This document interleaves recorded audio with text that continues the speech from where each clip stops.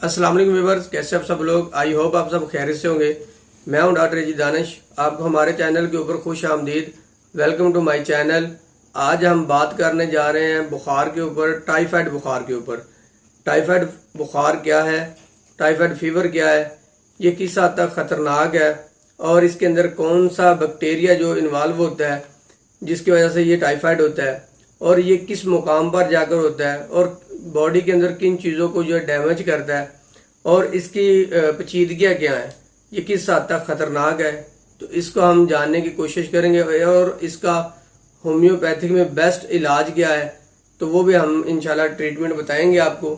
इससे पहले कि हम वीडियो को आगे लेकर चलें, अगर आप हमारे चैनल पे नए हैं तो हमारे चैनल को सब्सक्राइब कर लें और बेल आइकन को प्रेस कर लें ताकि हमारी हर नए आने वाली वीडियो आप तक सबसे पहले पहुंच सके। जैसा कि आप हजरात जानते हैं कि बुखार की बहुत सारा अकसाम है, जिसमें सादा बुखार है, टाइफाइड बुखार है, मलेरिया बुखार है, गर्दन तोड़ बुखार है। इस तरह से यानी कि ये बुखार की अकसाम है। इनमें से जो है ये टाइफाइड है, ये एक इंतहाई ख़तरनाक टेम्परेचर होता है, ख़तरनाक बुखार होता है। इसमें होता क्या है कि पेशेंट को इब्तदाई अलामात में ये होता है कि पेशेंट जो है वो थकान, टायर्डनेस, फटीग और बहुत ज़्यादा यानी कि कमज़ोरी महसूस करता है। उसकी भूख ख़त्म हो जाती है पेशेंट की और उसको कोई भी चीज़ खाने को अच्छी नहीं लगती।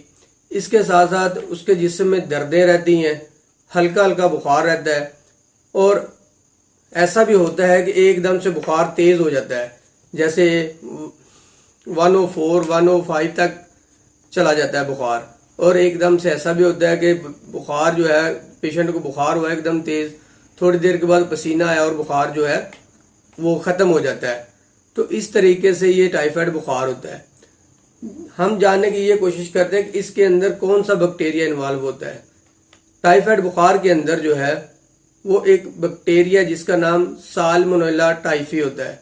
साल्मोनेला टाइफी एक बैक्टीरिया है जो कि बॉडी के अंदर जो इंटर होता है और बॉडी के अंदर जाकर जो है वह अपनी अफजाइश नस्ल करता है।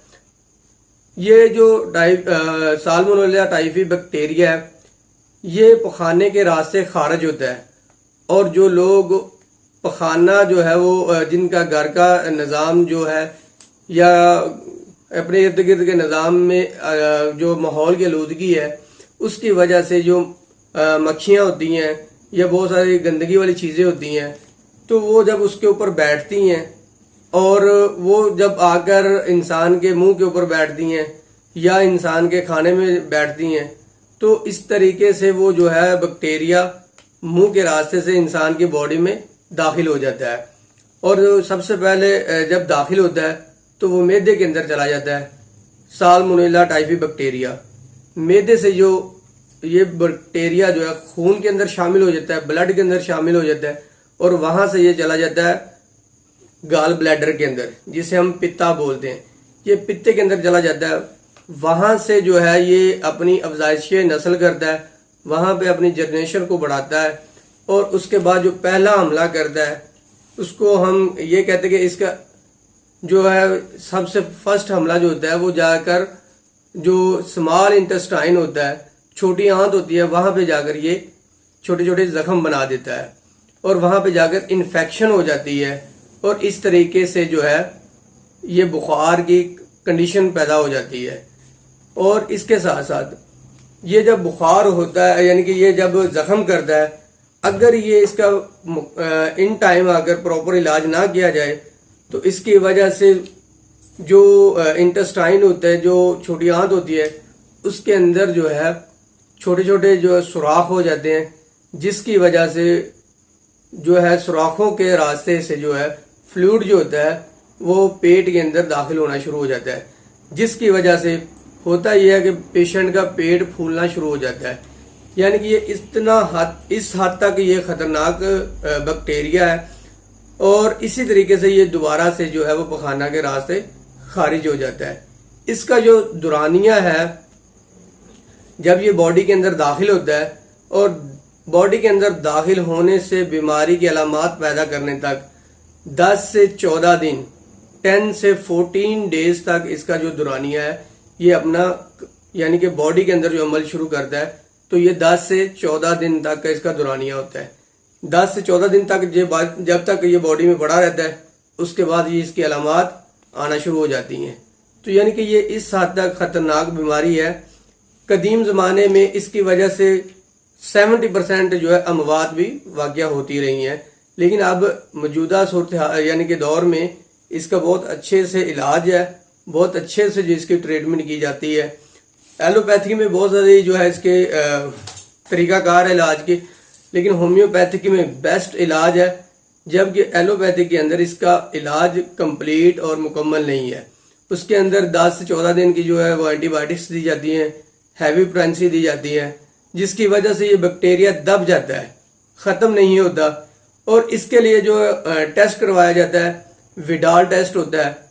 तो जब विडाल पॉजिटिव आता है तो उसके बाद जो है वो एलोपैथिक में इसका जो है वो 10 से 14 दिन का ट्रीटमेंट किया जाता है, जबकि होम्योपैथी के अंदर इसकी सही अलामात के ऊपर और सही जो इसके सिम्टम्स होती हैं उसके ऐन मुताबिक जब इलाज किया जाता है तो पेशेंट मुकम्मल तौर पर टाइफाइड से निजात हासिल कर जाता है।